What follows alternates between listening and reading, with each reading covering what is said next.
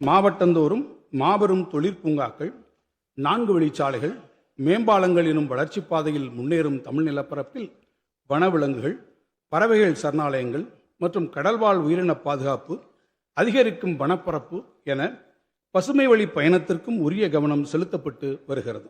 தமிழர் நலன் கருதி நாம் உருவாக்கும் நலத்திட்டங்கள் பலவற்றை பிற மாநிலங்களும் பின்பற்ற தொடங்கி இருப்பதால் மக்கள் நல அரசுக்கான இலக்கணத்தை வகுத்திடும் வகையில் நாட்டிற்கே வழிகாட்டும் வரலாற்று கடமையினை நாம் மிகுந்த பொறுப்புணர்வோடு செயல்படுத்தி வருகிறோம்.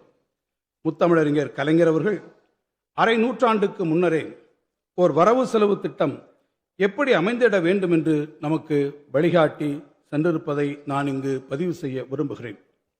தீட்டப்பட்ட திட்டம் ஒன்றிற்கு தேவையான நிதி வாயில்களை எந்த வழியில் திரட்ட முடியும் என்பதில்தான் கவனம் செலுத்த வேண்டுமே தவிர வேண்டிய நிதி வசதிகள் தற்போது காணப்படவில்லை என்பதால் திட்டச் செலவையும் வளர்ச்சி விரைவையும் குறைப்பது முறையாகாது. ஆக்கப்பணிகளை நிறைவேற்றும் வேகம் சிறிதும் கொன்றாத திட்டமிட்ட வளர்ச்சிக்கு நம்முடைய வரவு செலவு திட்டம் ஒரு கருவியாக இருக்க வேண்டும்.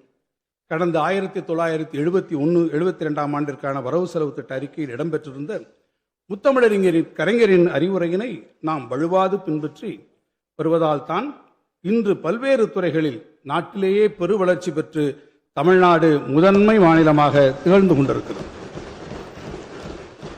ஒன்றிய அரசின் மாற்றாந்தாய் மனப்பான்மை ஒருபுறம், உலக வர்த்தக சூழலில் காணப்படும் ஏற்றத்தாழ்வுகள் மறுபுறம் என சவால்கள் பலவற்றை சந்தித்து வந்த போதிலும் நம் முன்னோர் வகுத்து தந்த சமூக நீதி பாதையில் வலுவாது பயணித்திட நம்மை தொடர்ந்து வழிநடத்துவது பேரறிஞர் பெருந்தகை அண்ணா மற்றும் முத்தமிழறிஞர் கலைஞர் ஆகியோரின் தொலைநோக்கு பார்வைதான். தமிழ்மொழி வளர்ச்சி. முக்கடல் சங்கமிக்கும் குமரிமுனையில் முத்தமிழறிஞர் கலைஞர் அவர்களால் வான்புகழ் வள்ளுவருக்கு அமைக்கப்பட்ட திருவுருவச் சிலைக்கு பேரறிவு சிலை என பெயரிட்டு அறிவித்தவர் நமது மாண்புமிகு தமிழ்நாடு முதலமைச்சர் அவர்கள்.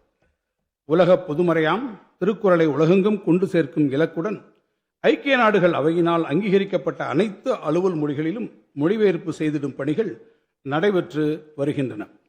மனோன்மணியம் சுந்தரனார் இயற்றிய நம் உயிருக்கு நிகரான தமிழ்த்தாய் வாழ்த்தை தமிழ்நாட்டின் மாநில பாடலாக இந்த அரசு அறிவித்துள்ளது.